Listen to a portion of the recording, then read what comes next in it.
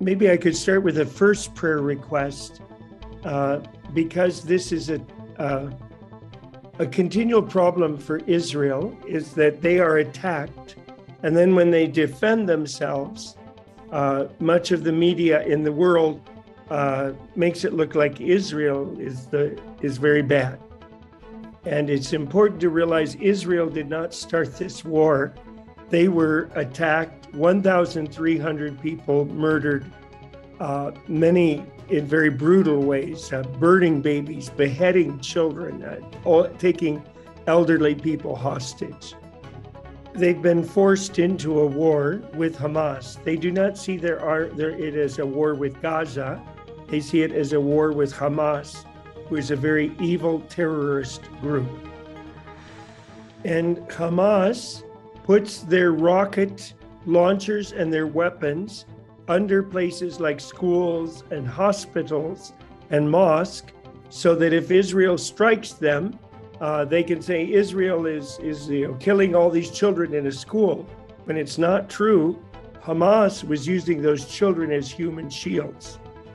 But Israel has held back from a full attack on Hamas until they can warn all the innocent civilians to flee to the south of the country, and they will be protected if they go to the south near the crossing with Egypt.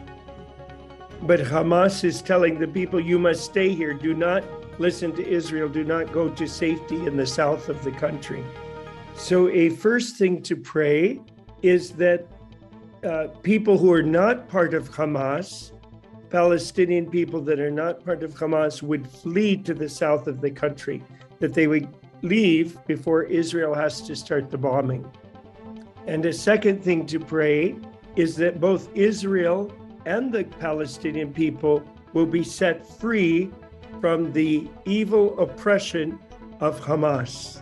A second way to pray is that the truth about this will get out in the nations, and that they will not believe the lies that just try to say Israel is an aggressor when they are not. So wherever you can help people to know that Israel is giving warning and giving a free way for people of Gaza to go to the south of Gaza, and they will not be bombed. Okay, so number one way to pray, that Hamas will be totally uprooted. Number two, that the media will not make people think that somehow Israel is the aggressor in this war. Number three is to pray for the hostages as Israel begins the ground war. And there we are praying that God will do great miracles, like he did for Abraham when Abraham went after Lot and rescued Lot. Or like when David and the women and children had been stolen by the enemy and taken to Ziklag, David rescued them. And so it's important to pray. There in the story of Ziklag, David did not know where all their wives and children had been taken hostage. But God helped them as they prayed. God helped them to find an Egyptian who knew where the camp was, where the women and children were hostages. And so it says he actually succeeded in bringing back the women and children safely. And another important way to pray is comfort for the people of Israel right now. So it's important to realize right now all of Israel is grieving. 1,300 people were murdered by Hamas. Families, whole families just murdered.